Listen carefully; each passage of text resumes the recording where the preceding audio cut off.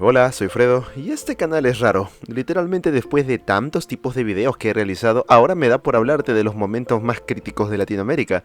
¿Qué te digo? Lo malo de ser un geek y estudiar derecho es que tengo momentos donde quiero ser serio y abordar temas como estos. Trataré de no meter mucho mi cuchara con las opiniones, ya que lo que menos quiero es meterme con un país entero. No uno que no sea mío al menos, y por cierto, si escuchas mi voz un poco rara es porque estoy un poco mal de la garganta. Y sí, prefiero hacer esto en vez de descansar. Pinochet. La dictadura de Augusto Pinochet en Chile, que tuvo lugar entre 1973 y 1990, es uno de los periodos más complejos y controversiales de la historia reciente de América Latina. Tras el golpe de estado del 11 de septiembre de 1973, que derrocó al gobierno democráticamente elegido de Salvador Allende, Pinochet asumió el poder y estableció una junta militar que transformó profundamente la estructura política, social y económica del país. El golpe de estado de 1973 fue un acontecimiento traumático que dividió a la sociedad chilena. Tras años de creciente polarización política, con tensiones entre la izquierda encabezada por Allende y sectores de derecha, que son los militares y empresarios, el golpe fue respaldado por actores internos y apoyado por el gobierno de Estados Unidos, como siempre,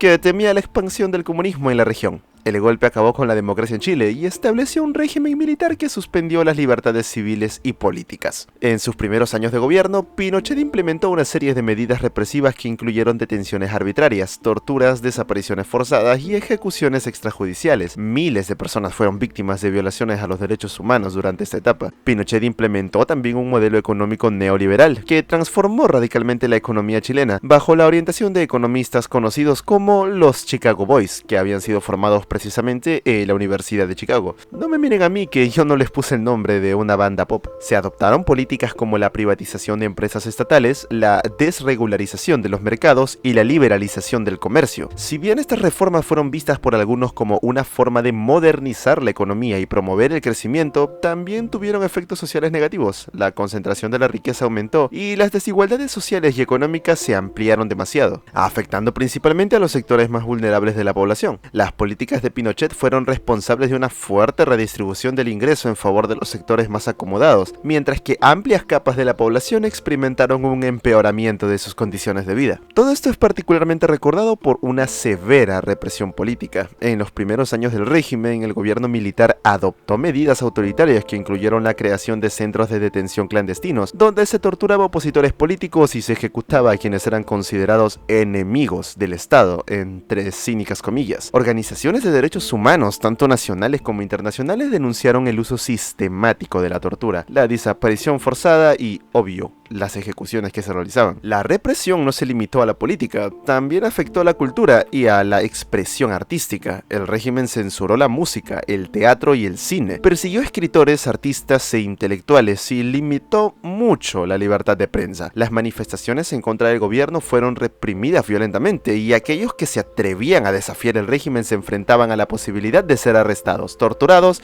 o incluso desaparecidos. Un caso conocido es Víctor Jara, uno de los mejores cantautores que han pisado esta tierra y que en muchas de sus canciones reflejaba precisamente lo que estaba pasando en el momento y cómo lo afectaba a él. Resultado, el 16 de septiembre de 1973 fue asesinado cortándole las manos, además de otras torturas, en el Estadio Chile, un devenido centro de detención, tortura y exterminio que Pinochet usaba con regularidad. En 1988, tras un intento de que Pinochet intente legitimar su gobierno por medio de la opción de continuar con el poder, los chilenos votaron en contra de su permanencia, lo que abrió la puerta a un proceso de transición hacia la democracia.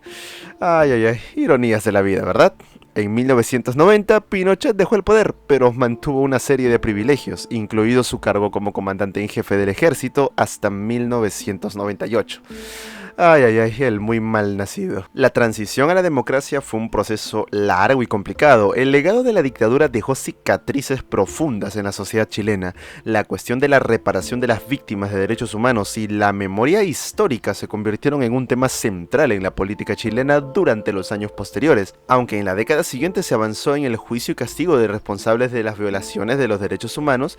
Muchos familiares de las víctimas aún luchan por obtener justicia plena. Es así que la dictadura de Pinochet sucedido en Chile fue un periodo de enormes transformaciones políticas, sociales y económicas. Mientras que algunas de las políticas económicas del régimen fueron aplaudidas por su efectividad en términos de crecimiento económico, el costo social fue altísimo. La represión política y las violaciones de derechos humanos marcaron a generaciones de chilenos que vivieron la angustia de la persecución. La transición a la democracia, aunque un paso positivo, no fue suficiente para sanar todas las heridas dejadas por el autoritarismo. El recuerdo de la época sigue siendo un tema central en el debate público, y la lucha por la justicia, como dije, hasta el día de hoy sigue vigente. La caída de Venezuela. Bueno, caída como tal no, pero como van las cosas sí, podemos afirmarlo un poco. La crisis de Venezuela es uno de los fenómenos más dramáticos y complejos que ha experimentado América Latina en las últimas décadas, y creo que en este punto ya todos lo sabemos. Bueno, sabemos de la crisis migratoria, porque en realidad la gran mayoría no sabe ni qué pasó en Venezuela. Sin embargo, acá te lo explico. Desde principios de la década de los 2000, con la llegada de Hugo Chávez al poder, hasta la profunda crisis política, económica y social que atraviesa el país en la actualidad, Venezuela ha experimentado un colapso vertiginoso que ha afectado a casi todos los aspectos de la vida de sus ciudadanos. La historia reciente de Venezuela no puede entenderse sin analizar el impacto del gobierno de Hugo Chávez, electo presidente en 1998. Chávez logró captar el apoyo popular con un discurso de cambio radical que apelaba a las grandes mayorías desfavorecidas del país.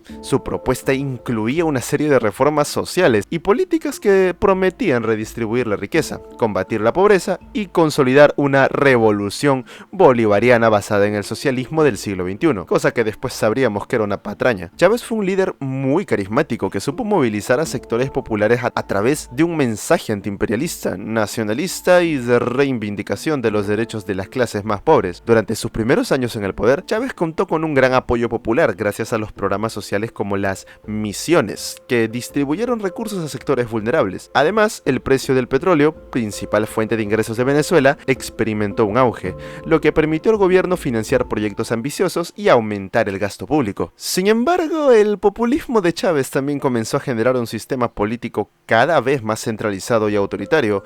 Durante su mandato se fue erosionando la independencia de los poderes del Estado, se limitó la libertad de expresión y se persiguió la oposición política como no tienes idea.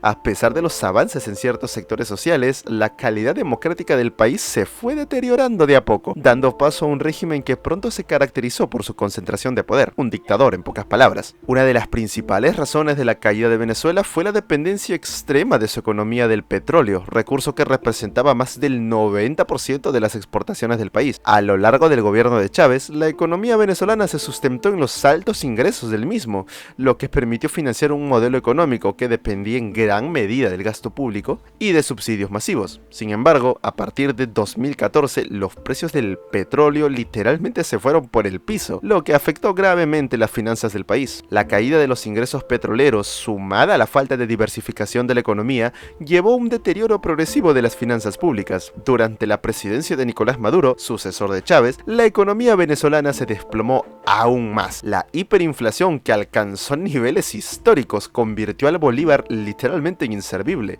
Sí, la moneda nacional no servía para básicamente nada. Las personas comenzaron a perder poder adquisitivo a una velocidad alarmante, lo que generó una crisis humanitaria de proporciones épicas. El desabastecimiento de alimentos y medicinas fue otro de los efectos colaterales de la crisis económica. Venezuela, que alguna vez fue uno de los países más prósperos de América Latina, pasó a ser un país donde la escasez de productos básicos se convirtió en una constante, lo que exacerbó las tensiones sociales y profundizó el sufrimiento de la población. A medida que la crisis económica y social se profundizaba, el gobierno de Nicolás Maduro adoptó medidas cada vez más autoritarias para mantenerse en el poder. A pesar de las protestas masivas y las crecientes demandas de cambio por parte de la población, el régimen respondió con represión. Las manifestaciones en contra del gobierno fueron violentamente sofocadas, con miles de detenidos, heridos e incluso muertos. Como te dije, los opositores políticos fueron perseguidos como no tienes idea, y las instituciones democráticas fueron socavadas aún más. Uno de los aspectos más inquietantes inquietantes de todo ese tema ha sido el uso de las Fuerzas Armadas y los servicios de inteligencia para controlar a la sociedad. Hace falta ver nada más los juguetes de Super Bigote, su serie, o incluso que pongan a Jordi Wild como un enemigo del Estado. La militarización del régimen, que comenzó durante años de Chávez y se intensificó bajo Maduro,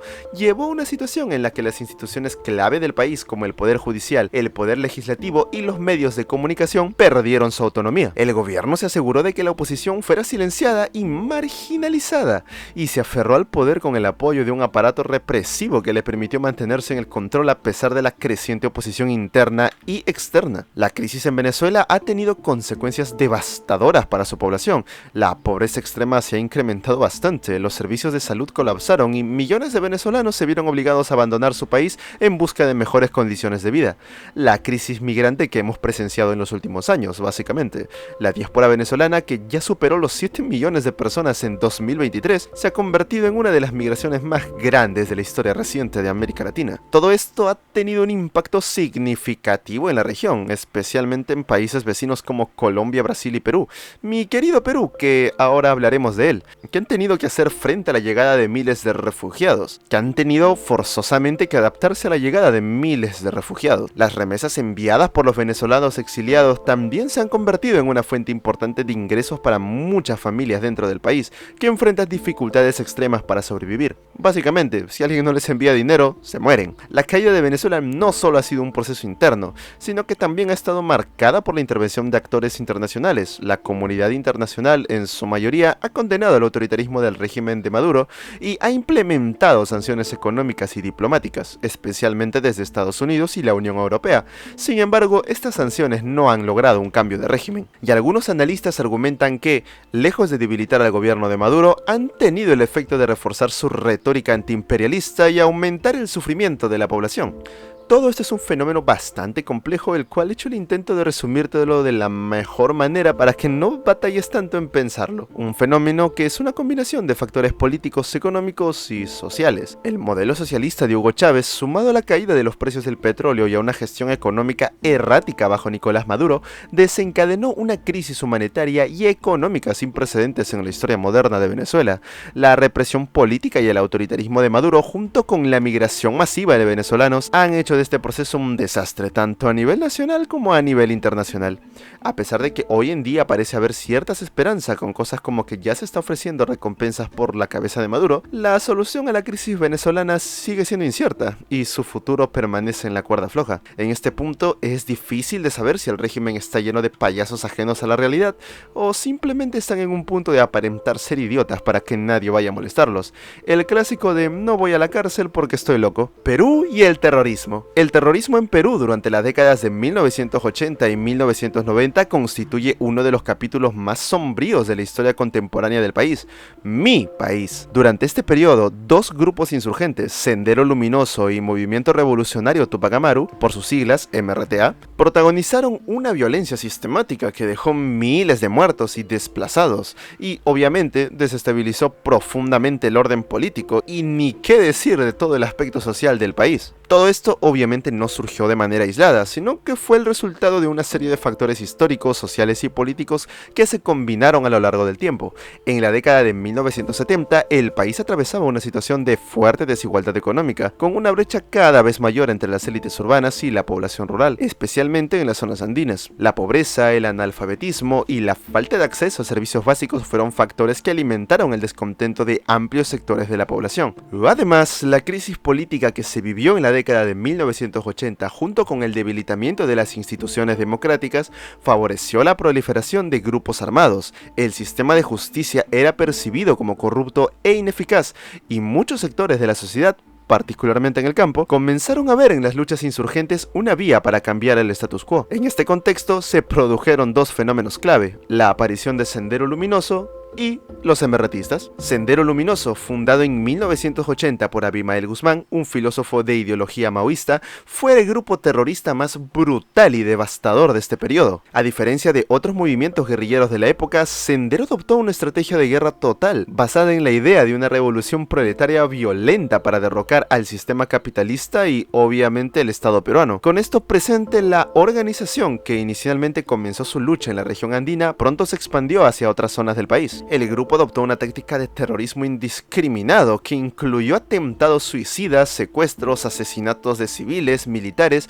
y funcionarios del gobierno, y la destrucción de infraestructuras clave, obvio. Su ideología no solo se basaba en la lucha contra el Estado peruano, sino también en la purificación de la sociedad, lo que llevó a ejecutar a campesinos que se consideraban como traidores o enemigos de la revolución. El punto culminante de la violencia de este grupo ocurrió en 1985, cuando el grupo comenzó a tomar el control de varias regiones del país, causando una creciente ola de terror y desplazamiento forzado. Durante la presidencia de Alan García entre 1985 y 1990, el país vivió uno de los momentos más críticos en términos de violencia terrorista, con Sendero Luminoso llevando a cabo ataques masivos en áreas urbanas y rurales. Simultáneamente, el movimiento revolucionario de Túpac Amaru, MRTA, también representaba una amenaza significativa. Fundado en 1982, el MRTA se inspiraba en la figura de Túpac Amaru II, líder de la rebelión indígena en el siglo XVIII, que forma parte de la independencia del Perú. De hecho, es uno de nuestros héroes nacionales. Qué irónico. Y la ideología de este grupo era más moderada en comparación con la de Sendero Luminoso, aunque igualmente revolucionaria. A diferencia de Sendero, el MRTA se consideraba un grupo menos dogmático y más abierto a la negociación política. No obstante, también recurrió a métodos terroristas como secuestros, asaltos y enfrentamientos armados con la fuerza del orden. Uno de los episodios más conocidos de la violencia del MRTA fue la toma de la residencia del embajador japonés en Lima en 1996, la Operación Chavín de Huántar, que de paso se ha dicho es un momento de película. Te invito a buscarlo y verás que tengo razón. Me daría para hacer una trilogía de videos y aún así me quedaría corto. Claro, sigue siendo trágico, pero fácil se presta para una serie de Netflix. No me sorprendería saber que La Casa de Papel tomó nota de muchas de las cosas que pasaron acá. Este incidente duró varios meses y terminó con un operativo militar en 1997. Aunque este grupo fue más pequeño en comparación con su contraparte sanguinaria, representó una amenaza significativa durante los años 80 y 90, especialmente por su capacidad de realizar operaciones de alto perfil. Calidad de ataques antes que cantidad, mejor dicho. La respuesta del Estado peruano frente a las crecientes amenazas terroristas fue una combinación de medidas militares, políticas y judiciales. En un principio, el gobierno de Alan García adoptó políticas represivas que incluyeron la declaración de estados de emergencia y el uso de las fuerzas para desalentar las actividades insurgentes. Sin embargo, estas medidas también fueron criticadas por abusos contra los derechos humanos, como la desaparición forzada, torturas y ejecuciones extrajudiciales de sospechosos de ser simpatizantes de los grupos terroristas. No habían bandos buenos, mejor dicho, cada uno tenía algo. Sin embargo, la respuesta más eficaz del Estado peruano llegó bajo el gobierno de Alberto Fujimori, quien asumió la presidencia en 1990. Fujimori implementó una estrategia de combate integral contra el terrorismo, que incluyó el fortalecimiento de las fuerzas de seguridad, la creación de tribunales militares para juzgar a los insurgentes y el uso de inteligencia militar para desmantelar las redes terroristas. Una de las acciones más emblemáticas fue la captura de Abimael Guzmán, el líder de Sendero Luminoso en 1992, un golpe decisivo para el grupo, la verdad. Bajo el liderazgo de Fujimori, las Fuerzas Armadas lograron importantes victorias contra Sendero Luminoso y los emiratistas, lo que permitió la reducción de la violencia en la segunda mitad de la década de 1990. A pesar de ello, el terrorismo nunca desapareció. De hecho, hoy en día sigue vigente, quizás como minoría, pero sigue vigente. Volviendo al tema, el uso de las fuerzas fue acompañado de denuncias de violaciones de derechos humanos, lo que generó un debate sobre el equilibrio entre seguridad y derechos fundamentales. La violencia terrorista de Perú dejó profundas cicatrices en la sociedad.